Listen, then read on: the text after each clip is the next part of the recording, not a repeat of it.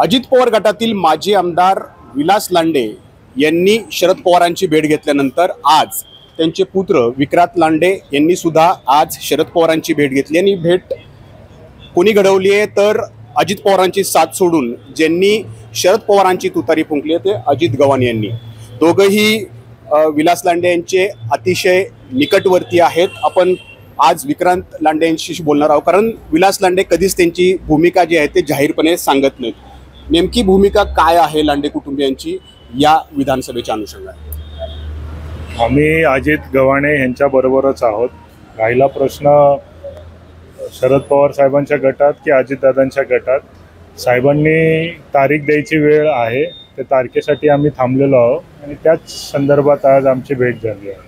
म्हणजे प्रवेश विलास लांडे यांचा ठरलेला आहे, तुमचाही ठरलेला आहे? ठरलेला आहे, अजून असं निश्चित असं सांगता येणार नाही, पण वेळ साहेबांनी दिल्यानंतर निश्चितच ठरणार आहे, एवढं नक्की सांगतो। काही अटी शर्ती टाकलेल्या आहेत या प्रवेशासाठी? नाही, असं काहीच नाही आहे, असं काहीच नाही आहे।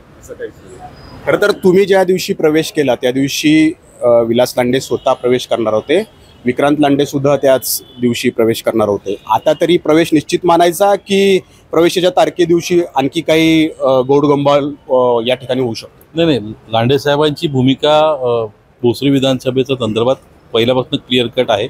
मी तुम्हाला अनेक वेळा सांगितलं की लांडे साहेब माझ्याबरोबर आहेत, विक्रांत लांडे आणि मी तर विक्रांत लांडे प्रत्येक प्रक्रियेत आमच्यावर आहेत। त्या प्रवेशाच्या वेळेला ते येणार होते, ते नव्हते म्हणून हा प्रश्न आहे की परत काही गौडबंगाल होणार नाही ना? प्रवेशानंतर विक्रांत लांडे आणि मी अनेक वेळा पवार साहेबांना भेटलो, आज सुद्धा आम्ही दोघं जाऊन भेटलो आणि साहेबांनी आमच्याकडनं आढावा घेतला निवडणुकीचा आणि आगामी काळामध्ये कशा पद्धतीने आपल्याला पुढे जायचं या दृष्टिकोनातून काही चर्चा झाली। लांडे साहेबांच्या बाबतीमध्ये आमची साहेबांची वेळ आम्ही मागतोय आणि वेळ झाल्यानंतर लांडे साहेब त्या ठिकाणी नक्की प्रवेश करतात अशी मला खात्री आहे। कालच्या भेटीत त्यांच्या तीच चर्चा झाली आहे मग? कारण काल विलास शेठ भेटायला गेले होते शरद पवारांना। कालच्या भेटीत पण त्यांची ती चर्चा झाली असणार आहे, कारण माझं त्यांचं फोनवरती बोलणं झालं होतं आणि ते पवार साहेबांकडे काल जाणार होते मला माहिती होतं। नंतर मी टी व्हीमध्ये पाहिलं, बऱ्याच माध्यमांनी दाखवलं ते, त्यामुळे लांडे साहेबांची या गोष्टीवर नक्की चर्चा झाली असेल पवार साहेबांबरोबर। आता तुमच्यासोबत बरेचसे माजी नगरसेवक आले होते, तर आता विलास शेठ यांच्यासोबत आणखी काही माजी नगरसेवकांचा प्रवेश यावेळेला घडू शकतोय?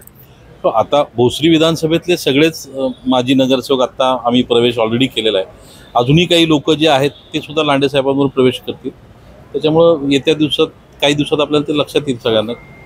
तर विलास लांडे यांचं राजकारण हे नेहमीच संभ्रम निर्माण करणारं ठरलेलं आहे। जेव्हा अजित गव्हाणे प्रवेश करणार होते त्या दिवशीच विलास लांडे आणि विक्रांत लांडे हे सुद्धा प्रवेश करणार होते, मात्र त्यावेळेला त्यांचा प्रवेश झाला नाही।